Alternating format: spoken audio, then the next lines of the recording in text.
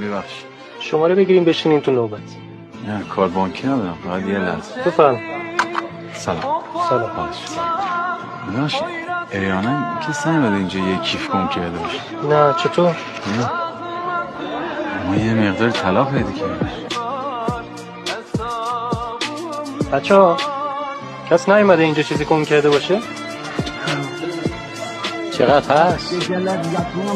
زیاده. همین جلو شعبه؟ نه جلو ایستگاه اتوبوس. کی بوده؟ هم تازگی.